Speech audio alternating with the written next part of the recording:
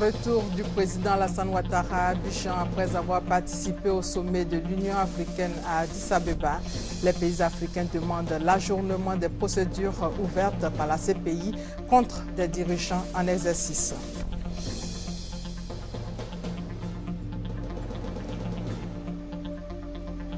Le ministère du Tourisme visite les infrastructures hôtelières.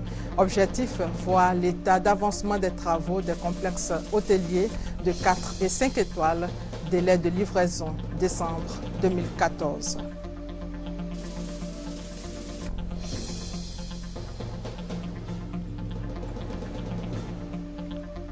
Clôture du salon Archibat 2013. Pendant 6 jours, les professionnels du cadre bâtir ont exposé ce qu'ils savent faire de mieux, les objectifs largement atteints selon les organisateurs. Bienvenue à tous. Sachez que depuis sa création, il y a plus de 40 ans, c'est la première fois que le conseil d'administration de la Mutuelle Générale des Fonctionnaires et Agents de l'État de Côte d'Ivoire, MUGEFSI, prend d'importantes décisions dans le cadre de la réforme de la mutuelle. Et pour en savoir plus sur ces décisions, un invité, M. Touré Lassiné, directeur général de la MUGEFSI, qui va échanger avec nous tout à l'heure. Mais avant, je vous invite à parcourir quelques pages du journal. Le président Alassane Ouattara, vous le savez, a regagné Abidjan hier soir après avoir participé au sommet de l'Union africaine à Addis Abeba. Le chef de l'État a été accueilli à l'aéroport par le ministre d'État, ministre de l'Intérieur, qui assure l'intérim du Premier ministre, et par plusieurs membres du gouvernement. Et je vous propose de suivre la déclaration du président Alassane Ouattara sur les grandes décisions du sommet extraordinaire consacré à l'examen des relations entre l'Afrique et la Cour pénale internationale. La réunion a été fructueuse et surtout ce qui est important, malgré tout ce qui a été écrit et dit avant le sommet, il y a eu plutôt des points de convergence. Les pays membres de l'Union africaine ont réaffirmé leur engagement à coopérer avec la Cour pénale internationale et bien sûr nous avons souhaité que la CPI soit plus attentive aux préoccupations du continent. Notamment, nous avons demandé la suspension des poursuites contre les chefs d'État démocratiquement élus pendant la durée de leur mandat. Ceci se réfère bien évidemment au cas du Kenya. Comme vous le savez, le président et le vice-président ont donc été appelés à comparaître à la CPI alors qu'ils ont une situation difficile à gérer dans leur pays et surtout que ces événements datent d'il y a plus de 4 ans et que la réconciliation et la paix ont permis des élections démocratiques au Kenya. Donc l'Union africaine va demander à la CPI et au Conseil de sécurité des Nations Unies, conformément d'ailleurs au statut de Rome, en son article 16, de suspendre immédiatement les poursuites à l'encontre des dirigeants du Kenya. Et ceci permettra de préserver la paix et la sécurité dans la Corne de l'Afrique qui est confrontée au terrorisme. Nous avons vu récemment l'attentat de Nairobi, l'attaque contre le Westgate Mall, la piraterie maritime et d'autres événements douloureux qui ont secoué cette région de l'Afrique. Alors le sommet, pour ce faire, a approuvé la création d'un groupe de contact pour entreprendre des consultations avec les 5 membres permanents du Conseil de sécurité des Nations Unies. Sur les 5 pays, les États-Unis, la Chine et la Russie ne sont pas signataires du traité de Rome. Donc je pense qu'ils devraient comprendre facilement. Et en ce qui concerne la France et la Grande-Bretagne, nous-mêmes nous comptons entreprendre des contacts avec le gouvernement français dans ce sens. Le sommet a également élu à l'unanimité l'ambassadeur Ismaël Chergui de l'Algérie au poste de commissaire pour la paix et la sécurité de l'Union africaine en remplacement, le monsieur Lamamra, qui vient d'être nommé ministre des Affaires étrangères dans le nouveau gouvernement algérien par le président Bouteflika. Le sommet a exprimé ses condoléances aux familles des victimes de l'attaque du Westgate Mall au Kenya et du tragique accident aussi du bateau survenu à Lampedusa en Italie. Et en raison de la récurrence de ces naufrages, le sommet a appelé à une collaboration renforcée avec l'Union européenne en vue de la mise en place d'une réelle politique de développement et d'immigration. L'Ivoirien Laurent Gbagbo a été évoqué au cours de ce sommet extraordinaire. Non, point du tout. Le cas du président du Soudan a été évoqué par de nombreux chefs d'État, puisqu'évidemment, il y a un mandat d'arrêt contre le président Béchir, mais à aucun moment, le cas de l'ancien président ivoirien n'a été évoqué. Monsieur le Président, est-ce que la doléance des chefs d'État de l'Union africaine peuvent s'imposer à la CPI concernant le cas du président kenyan et du vice-président kenyan? Oui, c'est une bonne question parce que, en fait, le traité de Rome tel qu'il est rédigé aujourd'hui s'impose à tous, citoyens ordinaires comme chefs d'État ayant fait un coup d'État ou chefs d'État élus démocratiquement. Ce que nous demandons, c'est que le Conseil de sécurité puisse procéder à la suspension de l'application de la poursuite contre ce président et ce vice-président qui sont démocratiquement élus. Et nous demandons que cela soit fait avant la comparution qui est donc demandée au président Kenyatta pour le 12 novembre prochain.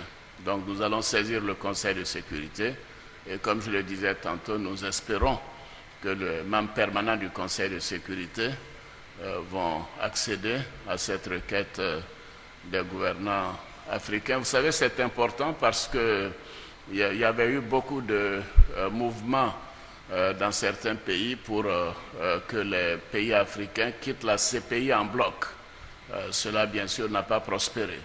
Et je pense qu'il est de l'intérêt de tous de considérer que le Kenya est un pays important. Ces deux chefs d'État ont été élus démocratiquement. Leur pays est dans une région qui est très très tourmentée, où il y a le terrorisme. Et surtout, ce pays contribue à la stabilité et à la paix dans la Corne de l'Afrique et envoie de nombreux soldats dans plusieurs pays, dont la Somalie. Donc nous avons bon espoir que la cause des chefs d'État sera entendue par le Conseil de sécurité qui donnera instruction en ce moment-là à la Cour pénale internationale. Je voudrais, puisque j'ai été informé de l'avion de la victoire des éléphants 3-1, je voudrais donc les féliciter et leur dire que nous comptons sur eux pour le prochain match et leur qualification pour la Coupe du Monde. Déclaration du chef de l'État à son arrivée hier à l'aéroport Félix Houphouët-Boigny. Notre reporter Awa Touré revient sur les grandes décisions du sommet extraordinaire de l'Union africaine.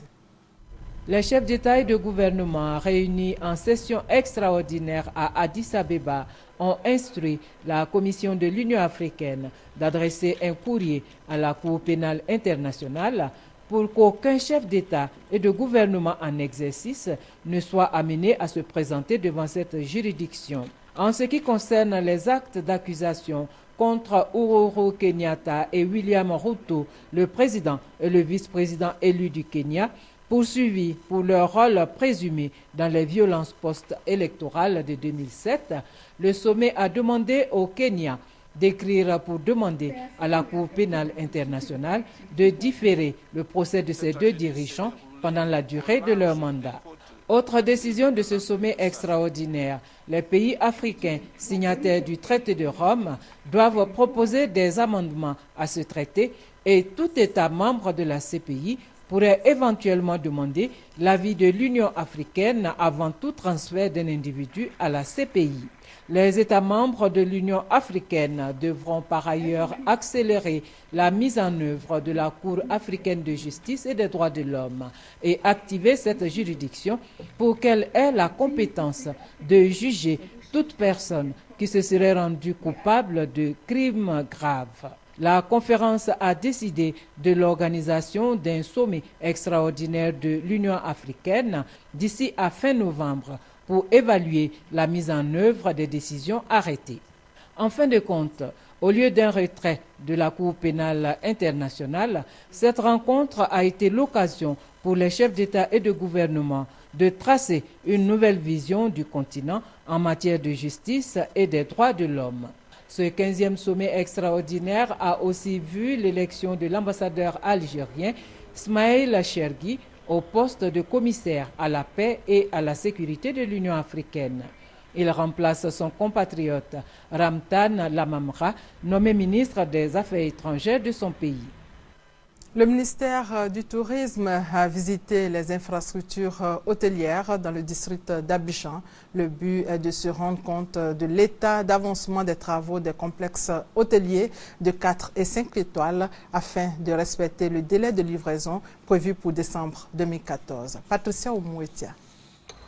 Depuis quelques mois, le district d'Abidjan est en chantier avec la construction de réceptifs hôteliers de haut standing. L'objectif est d'absorber le flux de touristes d'ici 2015. Nous sommes sur le site d'un hôtel 5 étoiles, le Radisson Blu, sur la route de l'aéroport. Plus de 250 chambres. On a commencé à creuser il y a 3 mois environ. Et donc voilà, où nous en sommes il y a 3 mois même, 3 mois après, donc je pense qu'on a fait une très belle progression. En structure, on a eu énormément de béton en fondation, donc on va dire 15 à 20% si vous voulez. Complexe hôtelier 4 étoiles dans la commune de Makori, Azalaï Hôtel, plus de 150 chambres, selon le chef de chantier Arthur Soro. Autre réceptif hôtelier, le Café de Rome, situé dans la commune du Plateau, plus de 60 chambres, et le complexe hôtelier Palm Club à Cocody, avec plus de 60 chambres également. Ces projets viennent renforcer l'objectif du gouvernement de créer plus de 15 nouveaux réceptifs hôteliers d'ici 2015. 2 volets importants. Le premier, c'est la réhabilitation des réceptifs hôteliers existants. Le deuxième volet, c'est la construction de nouveaux réceptifs qui devront répondre à l'accroissement quotidien aujourd'hui de la demande au niveau de chambres d'hôtel. Il y a tous les hôtels à l'intérieur du pays, entre autres les ex-Ancieto, sur lesquels on travaille pour trouver des voies de financement pour pouvoir activer leur réhabilitation. Le montant global de ces investissements s'élève à environ 150 milliards de francs CFA. Le délai de livraison de tous ces réceptifs hôteliers est prévu pour décembre 2014. Sassandra est une région qui offre de nombreux atouts touristiques. Les autorités locales pour un développement harmonieux de cette région ont justement décidé de visiter quelques sites pour faire l'état des lieux. Thérèse Tapeyoboué. Avant l'état des lieux, une rencontre publique à la salle de conférence du district sanitaire de San Pedro a réuni autorités politiques, responsables des eaux et forêts et du tourisme. Conférenciers, les lieutenants-colonels Ouattara et Tissé Tokba. Tous ont salué et rendu hommage aux opérateurs du secteur du tourisme qui, malgré les nombreuses crises qu'a traversées la Côte d'Ivoire, ont su résister par le maintien des établissements et continuent d'apporter leur contribution à la relance du tourisme dans la région. Le Conseil général a marqué pour sa part sa ferme volonté de faire du tourisme un levier essentiel de sa politique de développement de la région. Dans le cadre de cette politique, les autorités ont visité la baie des Sirènes de Grand Bérébi. Déserté depuis les crises, ce haut lieu touristique attend sa réhabilitation. Mais sur place, les visiteurs ont eu droit au traditionnel accueil en pays kroumen, avec la cérémonie de la kola, la riche gastronomie, les danses gbeye et le clé, danse guerrière exécutée par les hommes uniquement. Les plages qui font de la région un haut lieu touristique national et international ont été également visitées par les autorités. La 4e édition du Salon de l'architecture et du bâtiment Archibat a refermé ses portes. Pendant 6 jours, les professionnels du cadre bâtir ont pu exposer ce qu'ils savent faire de mieux. C'était aussi l'occasion pour les visiteurs de nouer de bons contacts pour améliorer leur cadre de vie. Les organisateurs soulignent que les objectifs ont été largement atteints. Reportage Herman Niamien. Objectif atteint pour le Conseil national de l'ordre des architectes, initiateur du Salon de l'architecture et du bâtiment. Achibat 2013 a accueilli plus de 200 exposants et enregistré plus de 17 500 visiteurs. Les innovations du salon que sont Abidjan Naon et Achibat Academy ont connu le succès escompté. Mieux, aucun incident majeur n'a été enregistré. C'est dit la maturité du salon selon le président du Conseil national de l'ordre des architectes. Nous avons plus de 17 500 visiteurs donc, sur le stand, alors que nous en avions eu 12 000 donc, en 2011. Donc c'est un grand succès. Et vous avez pu voir que les stands ont gagné véritablement en qualité cette année et que c'est un salon qui se professionnalise d'année en année. Exposants et visiteurs ne disent pas le contraire. Tous reconnaissent que cette 4e édition d'Achibat a tenu toutes ses promesses. C'est formidable. Il y a des choses vraiment assez intéressantes ici qu'on ignorait et que j'ai pu découvrir. Et j'avoue que venant des étrangers, de certains Ivoiriens, c'est formidable. C'est ma première visite, je veux dire mon premier Achibat. Et puis je trouve que c'est super quoi. J'ai pris des contacts, j'ai aimé, j'ai beaucoup aimé. Il y a beaucoup de choses que j'ai appréciées. Je pense que je passerai dans les maisons, mais pour voir ce que je peux prendre. Notre objectif a été atteint, c'est d'ailleurs la raison pour laquelle nous sommes là. Nous avons pu recevoir un bon max de personnes, non des moindres, qui ont pu visiter. L'organisation, elle a été impeccable, il n'y a rien à dire dessus. On a été bien accueillis, on a pu exposer chacun notre différentes sociétés et nos différents produits. Donc pour l'ensemble, il n'y a que du positif pour la suite. Pour terminer en beauté la 4e édition du Salon de l'architecture et du bâtiment, le comité d'organisation a offert un feu d'artifice pour dire merci aux partenaires et surtout au public qui a manifesté un grand intérêt pour le salon. Il leur donne rendez-vous à la 5e édition prévue pour 2015. Et la fête de Tabaski, c'est le mardi prochain. Pour permettre à tous les fidèles musulmans de bien célébrer l'événement, l'association des vendeuses et éleveurs de la commune d'Abobo-Anador décide de réduire considérablement le prix des moutons. Ainsi, selon le président de l'association Diko Djibril, la Tabaski est une période de partage et de réconciliation. Pour ce faire, le prix du mouton est de 50 à 30 000 francs CFA selon la possibilité de chacun. La Côte d'Ivoire a célébré ce 12 octobre la journée mondiale de la santé et de la vue autour du thème « Santé oculaire universelle ». La cérémonie officielle s'est tenue à Toumoudi avec pour slogan « Bien prendre soin de ses yeux ». Plusieurs actions ont été menées sur le terrain, notamment des séances gratuites d'opérations chirurgicales de la cataracte. Le compte rendu de notre reporter Alexis Ouedraogo. 4 années privées de sa vue, Kwame Sylvie souffrait de cataracte. Il y a à peine 3 jours, coup de chance, un appel de l'hôpital général de la ville de Toumoudi où elle réside. Une opération gratuite de chirurgie oculaire est lancée par le ministère ivoirien de la Santé. On dit, le gouvernement vient opérer les gens gratuits. Avant qu'on m'appelle au téléphone, on dit, il faut venir qu'on est arrivé. C'est ça que je suis venu. Lundi, on m'a opéré le même jour, lundi là. On a opéré mes yeux là. On a enlevé cataracte là. Pour jeter. Le lendemain, je suis venu, j'ai enlevé passement là.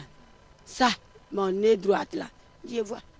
L'initiative qui a permis d'opérer près d'une 60aine de personnes s'inscrit dans le programme déroulé autour de la Journée mondiale de la santé oculaire. Nous voulons sensibiliser et amener la population à s'occuper de leur santé oculaire. La prévalence de la cécité en Côte d'Ivoire représente 1,5% de la population générale.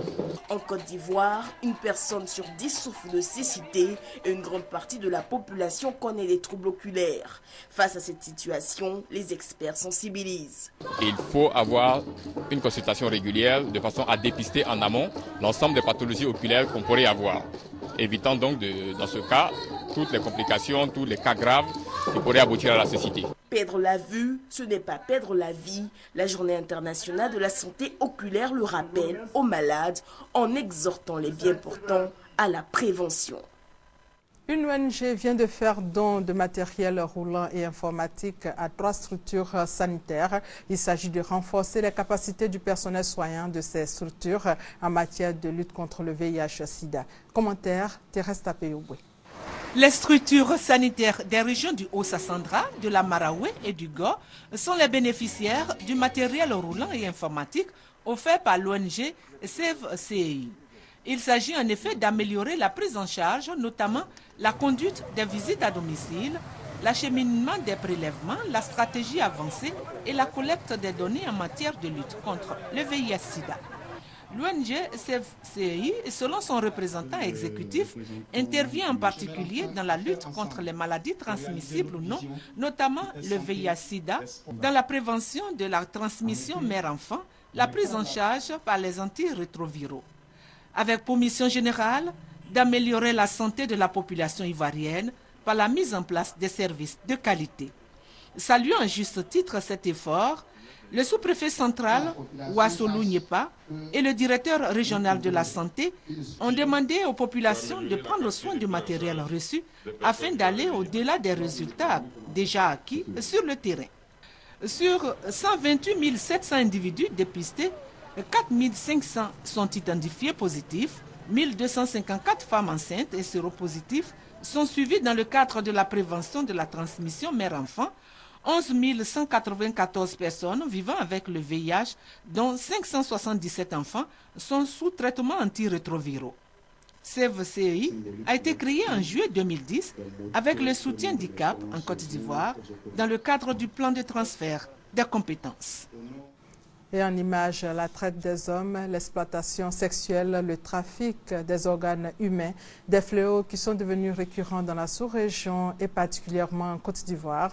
Les autorités ivoiriennes ont mis sur pied une stratégie commune pour lutter contre ce phénomène. Première édition de la journée du volontariat français en Côte d'Ivoire. Thème retenu cette année, volontariat, paix et développement. Les détails avec Honorine Aingori. À travers cet instrument, France Volontaire entend accompagner et valoriser le désir d'engagement solidaire à l'international en général et en Côte d'Ivoire en particulier. Nous avons plusieurs formes de volontariat. On a le volontariat dit bénévole, où les personnes s'engagent et on prend en charge leurs frais de logement, de déplacement. Et après, il y a les volontaires longue durée, où en plus on leur donne une indemnité qu'on appelle de subsistance pour qu'ils ne soient pas à la charge de la structure qui les accueille. L'espace volontariat Côte d'Ivoire a ouvert ses portes dans les locaux de l'Institut français à l'initiative de France Volontaire. Il a pour mission de former, d'informer et de mettre en réseau les acteurs des volontariats français avec leurs partenaires. Leurs actions portent entre autres sur les volontaires français, des chantiers internationaux, le volontariat de solidarité internationale et le service civique. Akakrogman est situé à 30 km de Toumodi. Les 600 habitants de ce village se sont retrouvés pour parler de développement. À Akakrogman, il n'y a pas de route bitumée, pas d'eau potable, pas de centre de santé, nous dit Patricia Omouetia. Akakrogman est une localité située à 30 km de Toumodi. C'est un village qui compte environ 600 habitants. Cadres et chefs traditionnels échangent sur les perspectives de développement du village, notamment les infrastructures routières, les difficultés d'accès à l'eau potable et à des soins de santé. Le parrain de la cérémonie se charge de transmettre les doléances des populations aux autorités adéquates. C'est sur une note de gaieté que la rencontre pour le développement de Akakrogman a pris fin. Dans l'actualité sportive, les éléphants désormais à un pas du mondial 2014 après leur victoire contre le 11 sénégalais 3-1, compte rendu du résumé du match d'hier avec Aude Alewé. Tout est allé très vite dans ce premier face-à-face Côte d'Ivoire-Sénégal.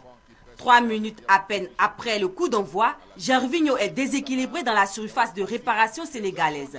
Le pénalty indiscutable est transformé sans trembler par Didier Drogba.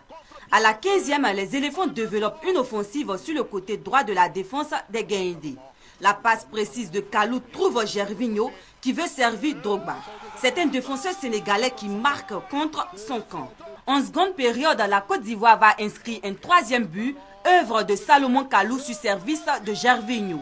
Les éléphants n'aiment pas les situations faciles et concèdent dans l'ultime minute un but, histoire de créer un peu de suspense avant la dernière manche dans un mois à Casablanca. Et ajoutons que le Burkina Faso, lui, s'est offert un court mais précieux succès contre l'Algérie 3-2. Et tout à l'heure, le Nigeria va affronter l'Éthiopie.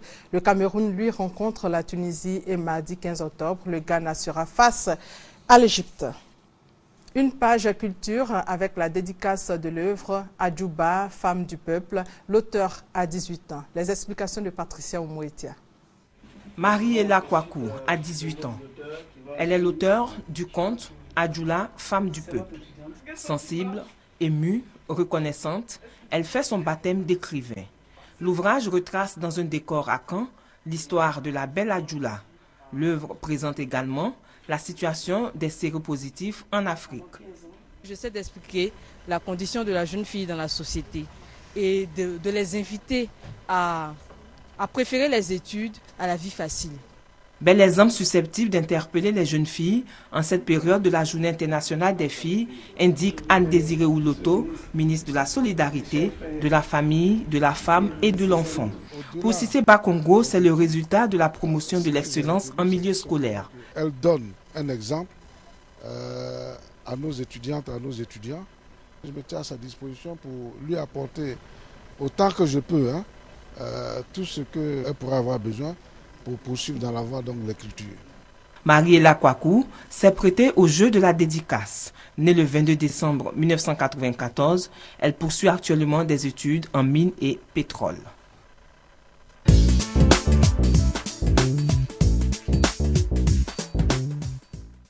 Et le décor est planté le 17 septembre 2013. Le nouveau conseil d'administration de la Mutuelle Générale des Fonctionnaires et Agents de l'État de Côte d'Ivoire, MUGEFSI, a pris plusieurs mesures visant à favoriser l'accès des mutualistes suspendus aux prestations. Pour parler de ces mesures, Dimanche Magazine reçoit pour vous M. Touré Lassine, directeur général de la MUGEFSI. Monsieur Touré Lassine, bonjour. Bonjour, madame. Avant de rentrer dans le vif du sujet, dites-nous, qu'est-ce qu'un mutualiste, qu'est-ce qu'un adhérent? Je vous remercie, madame Delphine. Et cette question est essentielle parce qu'elle doit permettre à chacun de savoir exactement à quoi s'en tenir en ce qui concerne son statut vis-à-vis de la MUGEFSI. Il faut dire que nous entendons par adhérent la personne qui cotise, la personne qui est prélevée sur son traitement salarial par mois. Donc, derrière cette personne, il y a un conjoint, il y a des enfants qui sont ses ayants droit. Et donc, toutes ces personnes sont appelées les mutualistes. Mais il faut dire que le mutualiste est celui qui est en droit d'avoir accès aux prestations du fait que son ayant cause ou bien l'adhérent donc cotise et respecte les dispositions statutaires et réglementaires de la mutuelle. La MUGEFSI réformée depuis le 11 avril 2012. Est-ce qu'on peut avoir une idée des réformes? Oui, bien sûr. Depuis le 11 avril 2012, la MUGEFSI a été restructurée et beaucoup de choses ont été faites de cette date jusqu'au 17 septembre 2013. Il y a eu une restructuration, il y a eu des réformes et ces réformes, je ne peux pas rentrer dans tous les détails, mais essentiellement à deux niveaux. Il faut retenir que les capacités opérationnelles de la MUGEFSI ont été renforcées par le comité de gestion que je profite au passage pour saluer. Et je salue le président Bamba Karim de l'ex-comité de gestion ainsi que tous les membres de ce comité.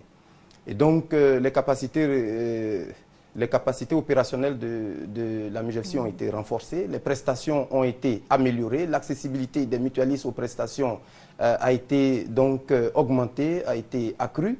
Et aujourd'hui, nous avons un système de gestion en temps réel des prestations qui permet effectivement de faciliter donc l'accès aux prestations.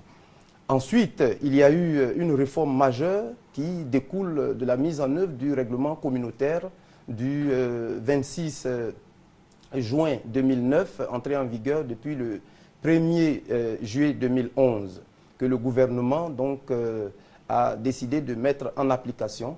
Et donc, cette réforme a permis, au niveau notamment de la restructuration institutionnelle, notamment au niveau de la gouvernance, de mettre en place des organes qui sont l'émanation directe des mutualistes eux-mêmes, partout où ils se retrouvent, à travers leurs différents emplois. Monsieur Touré, parlant justement de ces réformes, nous allons marquer une courte pause pour suivre cet élément de droit de laser sur la levée de suspension des mutualistes non à jour de leur cotisation. Regardez. Pour des impayés de cotisation, Mathias Gossé, instituteur au groupe scolaire municipalité à Lyodan de Makori, a été suspendu depuis 2006 des prestations de la mutuelle générale des fonctionnaires et agents de l'État de Côte d'Ivoire, MUJEFSI. Il va à nouveau bénéficier des soins médicaux de la mutuelle, une mesure prise par le président du conseil d'administration de la structure. Pour Mathias Gossé, c'est un ouf de soulagement. Lorsque j'ai été suspendu des prestations de la MUJEFSI, c'était très dur. Je n'arrivais pas à faire face à ces engagements sanitaires-là. Parce que je n'avais pas le moyen. Lorsque j'ai appris la nouvelle mesure de levée de sanctions, sincèrement, il faut dire que j'ai été content avec mes amis là même. Eux-mêmes, ils m'ont applaudi, ils m'ont dit « Ah, mais finalement, tu deviens le vrai fonctionnaire ». 84 000 mutualistes non à jour de leur cotisation sont concernés par la mesure. Ils devront souscrire à nouveau avant le 31 mars 2014. Pour le président du conseil d'administration de la MUJEFSI, ces mesures devront permettre de restaurer la confiance entre l'institution et ses adhérents.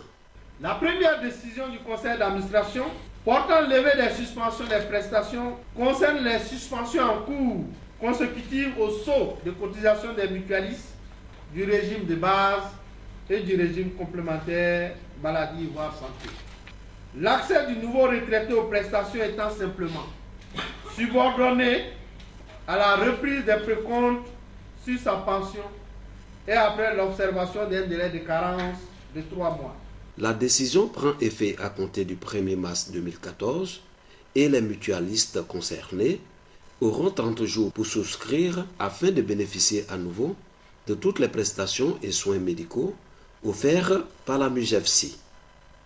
Monsieur Touré, comme Mathias Gossé, plus de 80 000 adhérents vont désormais bénéficier des prestations de la mutuelle. Les sauts de cotisation ont été levés. Les sauts de cotisation, qu'est-ce que c'est? Oui, eh bien, pour comprendre ce que c'est que les sauts de cotisation, il faut monter au fondement même de la MUJEFSI.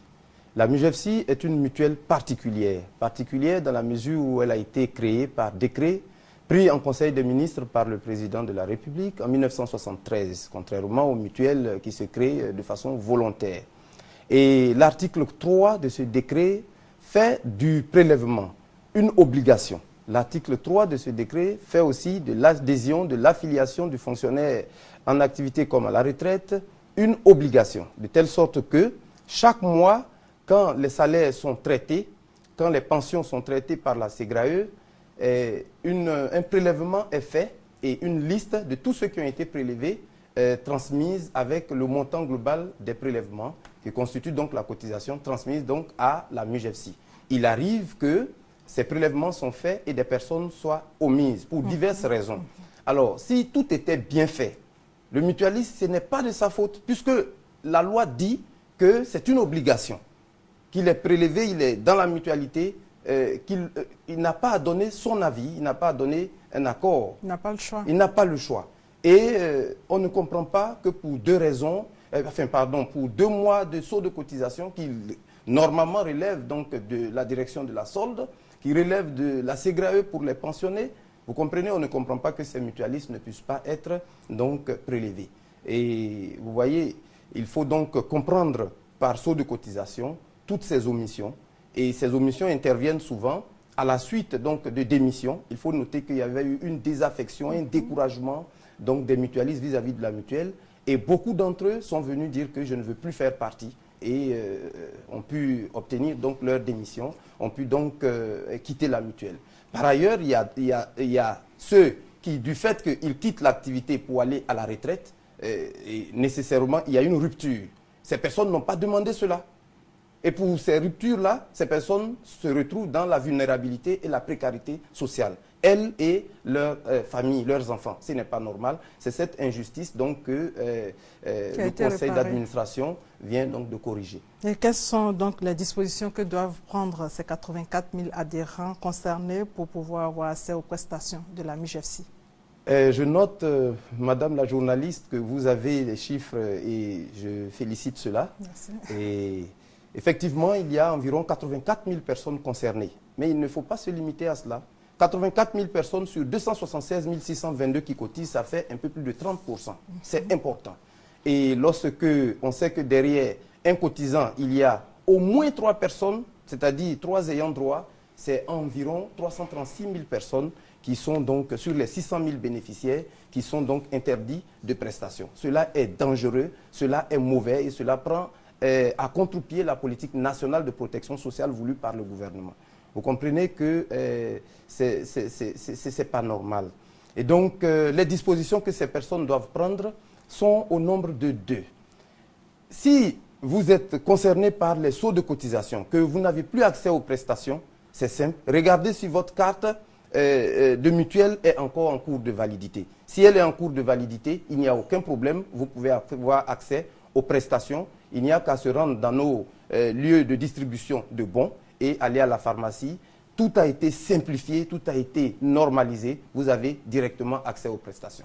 Il y a des personnes qui, du fait donc de la désaffection, du fait de leur suspension de prestations, ont vu que, enfin, ont leurs cartes qui ne sont plus en cours de validité. Pour ces personnes, elles sont invitées à se rendre au siège, au 2e étage de la MUJEFSI au service production de documents, ou bien pour les mutualistes qui se retrouvent dans ces cas à l'intérieur du pays, à se rendre dans nos délégations régionales, qui sont nos agences, dans les conditions habituelles, déposent les demandes de renouvellement de leur affiliation à la MUJEFSI et tout sera fait normalement, simplement et ces personnes seront à nouveau couvertes.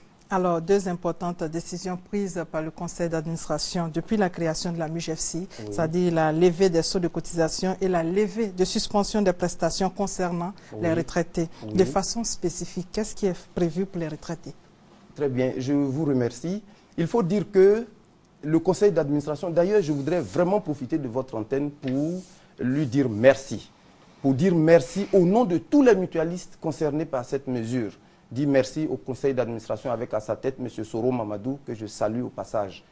Et donc, il faut dire que cette situation donc, de 84 000 personnes concernées, il faut dire que cette situation doit être effacée définitivement.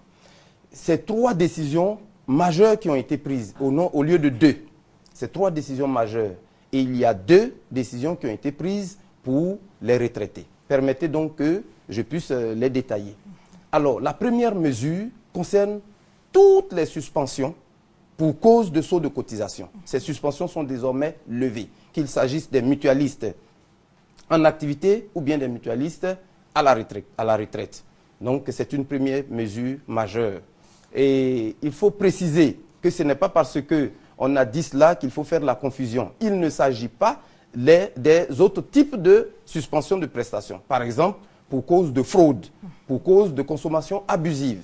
Toutes les suspensions pour ces différentes causes-là, de consommation abusive, de vérification temporaire, enfin de suspension temporaire pour vérification de consommation, pour cause de fraude, ne sont pas concernées. Ne sont concernés que les mutualistes qui ont connu des sauts de cotisation. Les mesures maintenant pour les mutualistes à la retraite. Voilà. La première mesure pour les retraités, c'est que désormais, les sauts de cotisation pour tous les mutualistes qui vont à la retraite ne sont plus exigibles. Pour dire ainsi que ces sauts de cotisation sont désormais annulés. Cependant, comme le président Soro le disait tout à l'heure dans son propos, pour avoir accès désormais aux prestations lorsque la pension a commencé à tomber et qu'on a commencé à faire le prélèvement, le mutualiste va devoir observer un délai de carence de 3 mois. Donc ça, c'était la première mesure concernant donc les retraités. La deuxième mesure, c'est que désormais, à partir du 1er mars 2014, les choses seront faites de façon automatique. Dès l'instant où vous allez à la retraite, il n'y a plus de suspension donc, de prestations. Il n'y a plus de suspension de prestations et il n'y aura plus de délai de carence. Voyez-vous, les prestations seront automatiques. Vous aurez droit automatiquement aux prestations et cela à partir du 1er mars 2014. Mais le sens global de toutes ces mesures, c'est de dire que désormais, tous ceux qui avaient été suspendus pour cause de saut de cotisation, toutes ces personnes sont invitées à venir faire acte à nouveau d'affiliation à la MUJEFSI sont invités à venir souscrire à nouveau aux produits d'assurance complémentaire maladie Ivoire Santé. Monsieur Touré, l'on s'interroge, pourquoi maintenant ces réformes alors que la MUJEFSI existe depuis plus de 40 ans? Eh bien, merci beaucoup Madame la journaliste une fois encore. Il faut dire que des choses avaient été faites dans ce cadre-là depuis longtemps par les anciens responsables. Mais par le passé, les décisions étaient prises au cas par cas. Je vais vous donner un exemple. Tous ceux qui avaient des sous de cotisation inférieurs à 3 mois étaient invités à payer de leur poche pour que leurs prestations puissent reprendre. C'était injuste parce que pour deux mois ou 1 mois de sous de cotisation, qui au demeurant ne relève pas de vous, vous comprenez? Alors, votre cotisation a repris, 3 ans, 4 ans, vous ne pouvez pas accéder aux prestations. Alors, ces mutualistes étaient invités à venir payer de leur poche donc ces différents sauts de cotisation. Pour tous les sauts de cotisation supérieurs ou égaux à 3 mois, il y avait un forfait qui avait été mis en place de 21 000 francs à payer pour pouvoir avoir accès aux prestations à nouveau. Mais il faut dire que, pourquoi maintenant cette décision? C'est une décision courageuse, je l'ai dit, parce qu'elle règle globalement le problème. Elle règle définitivement le problème. Et pour nous, les techniciens qui sommes au quotidien, cela nous permettra de régler, de nettoyer notre base et d'avoir des statistiques fiables pour pouvoir savoir exactement la relation entre cotisation et nombre de personnes ayant accès aux prestations. Et cette mesure maintenant, parce que l'ampleur est énorme, est importante. Nous avons connu tous la crise post-électorale avec les différentes difficultés. Et nous savons aussi en Afrique que le décès d'un proche est l'occasion de beaucoup de dépenses. Vous voyez, et dire à ces mutualistes qui ont eu toutes ces difficultés du fait de la conjonction de toutes ces crises militaro-politiques, tout, et j'en passe, venir leur dire de rembourser quelque chose qui au demeurant ne relève pas d'eux, vous comprenez que c'est compliqué, c'est difficile, c'est à la limite injuste. Et c'est pourquoi, une fois encore, vraiment au nom de tous les mutualistes, je voudrais remercier l'actuel conseil d'administration avec à sa tête M. Soro Mamadou. Votre message pour rassurer les mutualistes, les partenaires, les adhérents, pour terminer? Bien, le message, il est simple. Le message, il est simple. D'abord, à l'endroit des mutualistes. Je voudrais dire que tout est en train d'être mis en œuvre pour que nous connaissions véritablement la mutualité sociale à travers la MUJEFSI. Il y a un creuset aujourd'hui que nous sommes en train de faire de la MUJEFSI pour qu'on puisse vraiment savoir ce que c'est que la solidarité, ce que c'est qu'être ensemble soit un privilège. Et donc les prestations sont ouvertes pour les mutualistes. Le dernier obstacle pour accéder aux prestations qui étaient donc les sauts de cotisation, en tout cas, ce dernier obstacle vient d'être levé. Vous comprenez? Et ce n'est pas parce qu'on a facilité, on est en train de tout mettre en œuvre pour que l'accès soit facilité. Ce n'est pas parce que tout cela est fait que les mutualistes doivent s'adonner à des risques de surconsommation, à des consommations abusives et qu'ils se rendent complices de fraude. Vraiment, je souhaiterais en appeler à leur niveau de responsabilité, de maturité, pour qu'ensemble, nous faisons de la MUJEFSI une véritable mutuelle au service donc, du social dans notre pays.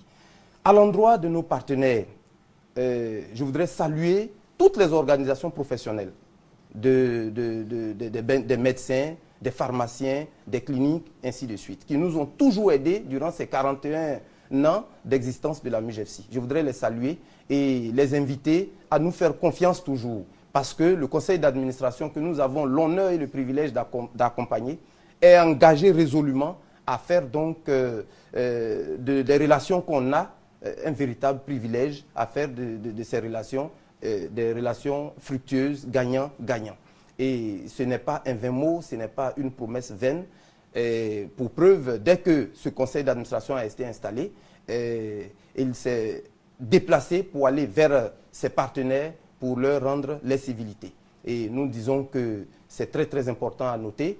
Il faut dire aussi que le message que nous sommes en train donc de passer, au-delà donc des partenaires et au-delà des mutualistes, c'est de dire qu'il faut saluer le gouvernement. Il faut saluer le gouvernement avec à sa tête son Excellence, M. Alassane Dramane Ouattara. Il faut le saluer pour toutes les initiatives qui ont permis donc ces réformes saluer aussi le gouvernement, saluer mon ministre de tutelle, M. Dosso Moussa. Je voudrais faire un clin d'œil au passage au ministre, à l'ex-ministre M. Kafana. Monsieur Touré, le message est bien passé, est très bien passé. Merci d'être venu sur notre plateau. Oui. Avec vous, nous avons parlé des réformes de la MUJFC avec un accent particulier sur les importantes décisions prises par le conseil d'administration de la mutuelle dans le but de faciliter l'accès des mutualistes aux prestations. Et c'est la fin de cette édition. Merci de votre fidélité. Merci.